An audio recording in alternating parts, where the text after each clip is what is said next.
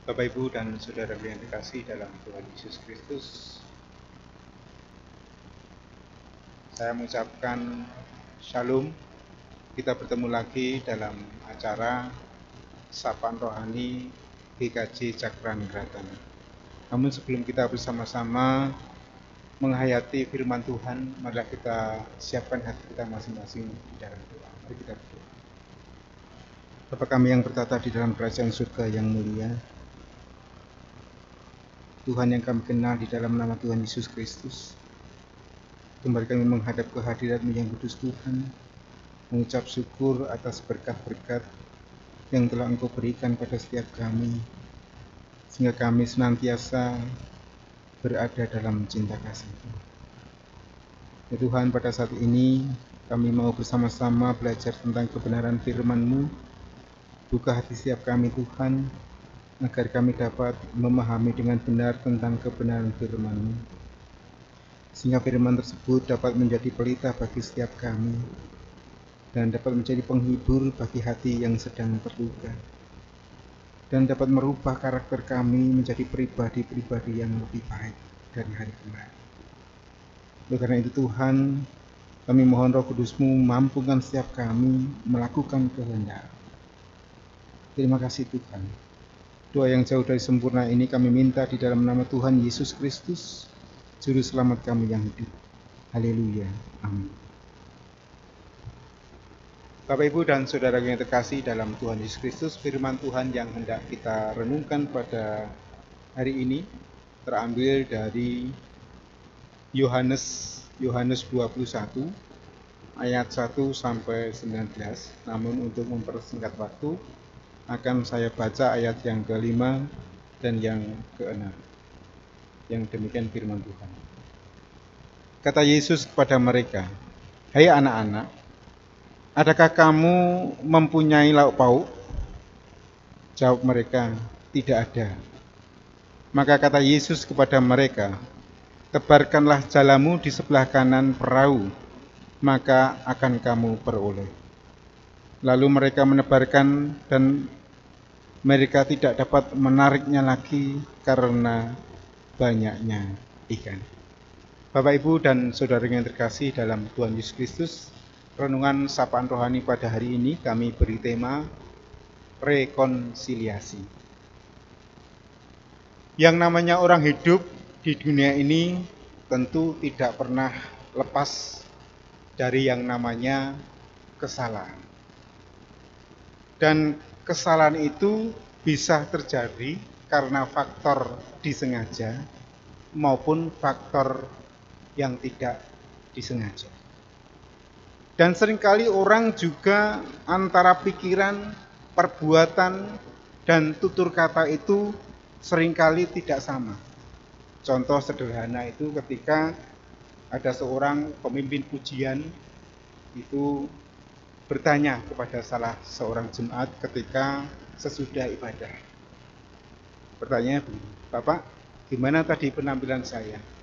Apakah suara saya sudah bagus?" Lalu bapak ini menjawab, "Wow, suaranya sudah bagus sekali. Suaranya merdu, suaranya enak didengar." Kemudian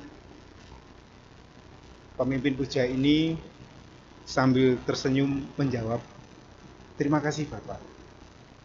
Kemudian pemimpin pujian ini pulang dengan membawa rasa kebanggaan. Namun sayangnya Bapak yang memuji tadi bercerita dengan jemaat yang lain itu berlainan, tidak sama dengan apa yang dikatakan tadi. Bapak ini mengatakan kepada jemaat yang lain itu, suara pandu pemimpin pujian tadi cempreng, suara pemimpin pujian tadi fales, tidak sesuai not, dan lain sebagainya. Akhirnya sampailah cerita itu kepada pemimpin pujian tadi. Tentu hal ini membuat sedih hati pemimpin pujian tadi. Yang membuat sedih, yang membuat kecewa itu bukan karena suaranya jelek, bukan suara yang tidak bagus, Tetapi mengapa Bapak ini mengatakan yang tidak sesuai fakta? Suara jelek dikatakan merdu. Suara jelek dikatakan bagus. Suara jelek dikatakan enak didengar. Namun di belakang kok mengatakan yang sebaliknya. Mengatakan menjelek-jelekkan. Bapak, Ibu, dan saudara yang terkasih dalam Tuhan Yesus Kristus, entah sadar atau tidak, perkataan ataupun perbuatan kita ini seringkali membuat sesama ini terluka. Dan jika ini dibiarkan terus-menerus, luka ini akan melumpuhkan, bahkan mematikan sebuah relasi. Oleh karena itu, jika kita ini mengalami luka, kita mengalami luka batin, memaafkan merupakan pintu pemulihan bagi diri kita dan juga relasi. Dan di sisi lain, jika kita melukai sesama, sadarilah itu dan segeralah minta maaf. Hal itu merupakan upaya untuk merajut pemulihan bersama. Kita ini memang perlu memaafkan, namun tidak untuk melupakan pelanggaran yang terjadi. Karena melupakan sama artinya dengan memberi kesempatan bagi pelanggaran tersebut untuk terulang kembali. Bapak, Ibu, dan saudaraku yang terkasih dalam Tuhan Yesus Kristus, setelah adanya pandemi ini, makan bersama di dalam gereja maupun di dalam kelompok-kelompok itu sepertinya sekarang sudah mulai memudar. Demikian juga kebiasaan makan bersama di tengah-tengah keluarga juga demikian. Itu semua karena kesibukan masing-masing anggota keluarga.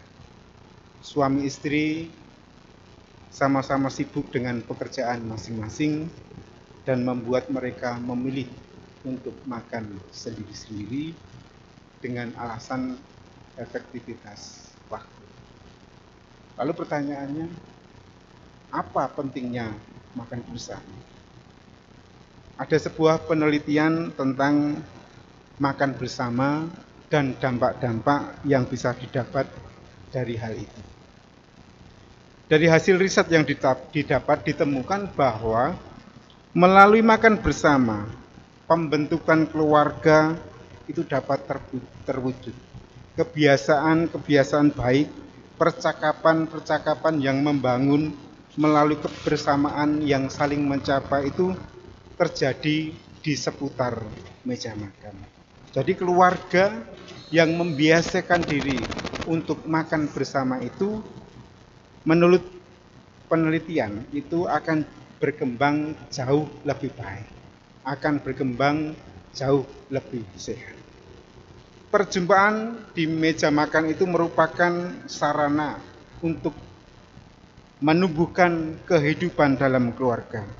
Manakala terjadi konflik, meja makan ini menjadi sarana perjumpaan yang menjadikan masing pihak ini membuka diri dan melakukan perbaikan relasi. Saat situasi bersama ini membeku oleh karena hal-hal tertentu, oleh karena masalah-masalah tertentu, meja makan merupakan sarana pencair atau pemecah sebuah kebeguan. Bapak, Ibu, dan saudara yang terkasih dalam Tuhan Yesus Kristus, Tuhan Yesus juga memiliki kebiasaan mengajak murid-muridnya ini makan bersama. Dan di sini ikan, dalam bacaan konteks dalam bacaan tadi, ikan adalah merupakan lauk pauk orang-orang di sekitar Galilea. Ketika para murid tidak mampu melihat Yesus yang bangkit dengan terang iman, mereka meninggalkan kemuritan mereka dan kembali ke danau Tiberias untuk mencari ikan. Kembali ke pekerjaan lamanya. Pada waktu itu sepanjang malam para murid ini berjuang mencari ikan, namun tidak mendapatkan hasil sama sekali. Dan ketika hari mulai siang, Yesus berdiri di pantai, akan tetapi murid-muridnya tidak tahu bahwa Tuhan Yesus berada di sana. Pertanyaan Tuhan Yesus yang pertama kali disampaikan pada para murid-murid adalah, "Hai anak-anak, adakah kamu mempunyai lauk pauk?" Hai anak-anak, adakah kamu mempunyai lauk pauk? Pertanyaan ini disampaikan oleh Tuhan Yesus untuk apa? Ini adalah pertanyaan yang mendasar bagi kehidupan manusia. Adakah kalian punya makan? Ini pertanyaan tentang kebutuhan pokok. Tuhan Yesus tahu bahwa sepanjang malam para murid ini berjuang mencari ikan. Dan mereka sama sekali tidak mendapatkan ikan sedikit pun. Karena itu ia meminta supaya para murid ini menebarkan jala di sebelah kanan perahu. Tebarkanlah jalamu ke sisi sebelah kanan perahu, maka kamu akan peroleh. Dengan nasihat itu, kita melihat bahwa Tuhan Yesus tidak mempersalahkan para murid yang bekerja semalaman dengan sia-sia. Tuhan Yesus tidak menyalahkan itu. Nasihatnya Tuhan Yesus adalah untuk perubahan ke arah yang lebih baik. Dan permintaan Tuhan Yesus itu disambut dengan antusias oleh murid-muridnya. Namun sayangnya, sapaan akrab itu tidak dirasakan sebagai hal yang melegakan bagi Simon Petrus. Ketika mendapat sapaan itu, ia mengenakan pakaian lalu terjun ke dalam danau. Kemungkinan tindakan Petrus itu dilakukan untuk menutup rasa malunya. Kenapa malu? Karena Petrus telah mengkhianati Tuhan Yesus. Karena Petrus telah meninggalkan Tuhan Yesus pada waktu Tuhan Yesus ditangkap oleh orang-orang Yahudi. Reaksi Petrus ini adalah reaksi manusiawi. Ketika rasa malu ini menyelimuti seseorang, dorongan hati yang muncul pertama kali adalah bersembunyi, menutup diri. Pada waktu itu Simon Petrus bersembunyi di dalam air untuk menghindari Tuhan Yesus yang menjumpai. Hal ini berbeda dengan murid-murid Tuhan Yesus yang lain. Mereka datang kepada Yesus yang mengundang mereka berkumpul dan menikmati sarapan bersama. Kata Tuhan Yesus kepada mereka, "Mari sarapanlah." Ajakan untuk sarapan, ajakan untuk makan yang disampaikan Tuhan Yesus kepada Simon Petrus dan murid-muridnya merupakan sebuah ajakan untuk melakukan rekonsiliasi.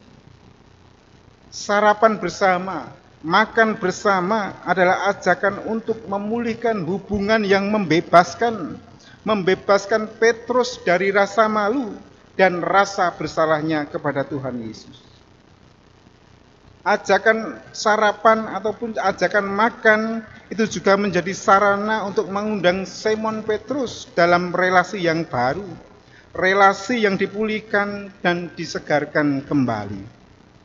Dan pada saat sarapan, Tuhan Yesus ini mengampuni Petrus yang mau datang kepadanya. Dan sarapan itu juga Tuhan Yesus tidak mengungkit-ungkit kesalahan Petrus pada masa lalu. Ia mengajak Petrus untuk melihat ke depan. Dan buah dari rekonsiliasi adalah kehidupan di masa mendatang yang lebih baik. Buah rekonsiliasi bukanlah mengotak-atik kesalahan orang lain. Buah rekonsiliasi juga bukan mengumbar kesalahan orang lain, apalagi menertawakan kesalahan orang lain dengan jumawa. Bapak, Ibu, dan saudara yang terkasih dalam Tuhan Yesus Kristus, Tuhan Yesus telah menyatakan rekonsiliasi dengan para murid, termasuk kepada kita semua pada saat ini. Oleh karena itu, mari kita sambut dan wujudkan semangat itu dengan mau meminta maaf kepada sesama dan juga mau memaafkan sesama, sehingga akan terjadi relasi yang baik dan penuh dengan cinta kasih. Amin. Tuhan Yesus memberkati.